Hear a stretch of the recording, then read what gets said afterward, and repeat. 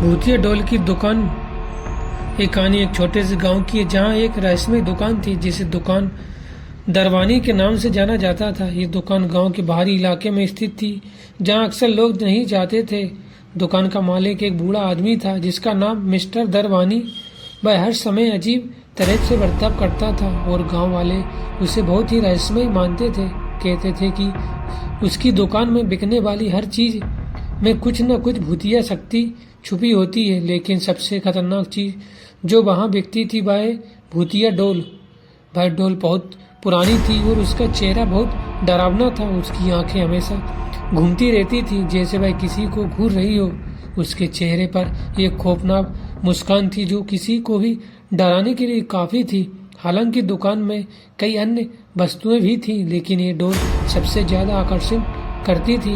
लोग कहते थे कि जो भी इसे खरीदता है उसकी जिंदगी में अजीब घटनाएं घटने लगती हैं। कहानी की शुरुआत एक युवा लड़के से राजू से होती है जो बहुत साहसी और जिज्ञासु लड़का था और वह हमेशा रहस्यों को हल करने में रुचि रखता था। उसने कई बार गांव वालों से सुना था कि दुकान दरवानी में कुछ अजीब होता है और उसने फैसला किया कि वह एक दिन वहां जाएगा और खुद देखेगा कि वहां क्या छुपा है। एक दिन राजू ने हिम्मत जुटाई और दुकान की ओर चल पड़ा।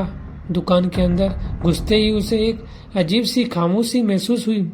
दुकान में धुंधली रोशनी थी और हर तरह पुरानी वस्तुएं रखी हुई थी। मिस्टर दरवानी ने उसे देखा और एक खौफनाक मुस्कान के साथ कहा, तुम यहाँ क्या ढूंढ रहे हो बच्चे? राजू ने हिम्मत जुटाकर कहा, मैं देखना चाहता हूँ कि ये दुकान इतनी रहस्यमय क्यों है। मिस्टर दरवानी ने कोई जवाब नहीं दिया और अपनी उंगली से एक पुरानी लड़की की डॉल की ओर इशारा किया। राजू की नजरें उस डॉल पर अटक गईं। वह डॉल बिल्कुल भूतिया लग रही थी और जैसे ही उसकी आंखें डॉल से टकराई उसे एक ठंडी सी सिहरन महसूस हुई। डॉल के चेहरे पर अजीब मुस्कान थी और उसकी आंखों में गहरी ललीमा चमक रही थी। राजू ने वह डॉल खरीद ली। मिस्टर दरवानी ने फिर से चेतावनी दी कि ध्यान रखना, ये डॉल बहुत खतरनाक है, इसके साथ खेलने से पहले सोच लेना। राजू ने उसकी चेतावनी को नजरअंदाज कर दिया और डॉल लेकर घर आया। रात को जब राजू सो रहा था उसने महसूस किया कि डॉल अपने आप हिल रही। जैसे ही वह जरा सा हिला डॉल ने अपनी आंखें खोल ली और कमरे में गहरी खामोशी छा गई। राजू के दिल की धड़कन तेज होने लगी और वह डर के मारे कांपने लगा। डॉल की आंखें अब पूरी तरह से चमक रही थी और उसकी मुस्कान और डरावनी हो रही थी। अचानक डॉल ने एक खौफनाक आवाज में कहा, तुम्हारे जीवन का अंत नजदीक है। राजू घबराया और डॉल को कमरे से बाहर फेंक दिया, लेकिन जैसे ही उसने डॉल को फेंका वह वापस उसी जगह पर आ गई। अब राजू ने महसूस किया कि यह डॉल एक भूतिया आत्मा से जुड़ी हुई है और वह अपनी उसकी पकड़ में है। राजू ने तुरंत दुकान दरवानी में लौटने का निर्णय लिया। जब राजू दुकान पहुंचा तो मिस्टर दरवानी ने उसे देखा और कहा, तुमने ये डॉल क्यों खरीदी? तुम्हें पता था कि ये डॉल शापित है?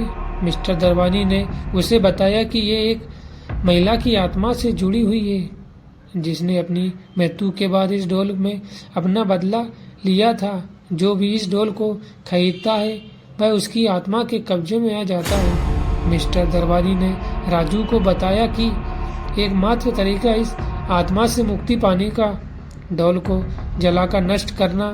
राजू ने डॉल को वापस दुकान में रखा और मिस्टर दरबानी के साथ मिलकर उसे आग में जलाया। जैसे ही डॉल जलकर राख हुई कमरे में एक अजीब सी खामोशी छा गई और राजू को महसूस हुआ कि वह अब सुरक्षित है।